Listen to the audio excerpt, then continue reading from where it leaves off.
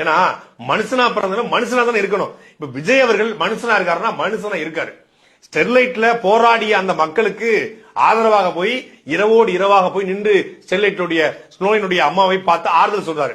NEET தேர்வில் இறந்து போன அனிதாவுடைய அம்மாவையும் தங்கச்சியும் பார்த்து அண்ணனை பார்த்து ஆறுதல் சொல்றாரு. மெர்னா கடற்கரையில மக்கள் ஜல்லிக்கட்டுக்கு போராடிய பொழுது அந்த மக்கள் போய் நிக்கிறாரு. மனுஷனா இருக்காரு. மனுஷனா இருந்து விஜய் குருதியகம், விஜய் வெளியகம், விஜய் படிப்பகம் என்று ஏதோ அரசியலுக்கு செய்யறாரோ, தேர்தலுக்கு வர்றதுக்காக செய்யறாரோ, எப்படியோ ஆனா செய்யறாரு. என்னுடைய ரசிகர்களை நான் அரசியலுக்கு வருவேன், அரசியலுக்கு வர்றது உறுதி, போர் வரும்போது சொல்ற இச்சச்ச கச்சச்ச கச்சச்ச இச்சச்ச அப்படின்னு ஏமாத்தல.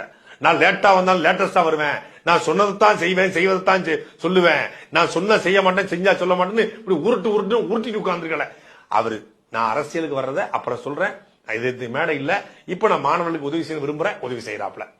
படிக்க வைக்கணும்னு சொல்லி படிப்பகம் சொல்லி ஆரம்பிக்கிறார். அந்த நோக்கத்தை விடுங்க, ஆனா செய்யற செயல் சிறப்பான செயல். குருதியகம்ங்கிற பேர்ல லட்சக்கணக்கான யூனிட் ரத்தங்களை விஜயோட ரசிகர்கள் கொடுக்கறாங்க, உணவு அளிக்கிறாங்க, விஜயோட பிறந்த நாள்ல உணவு அளிக்கிறாங்க. ஆனா என்றைக்காவது ஒரு நாள் ரஜினிகாந்த் இப்படி தன்னுடைய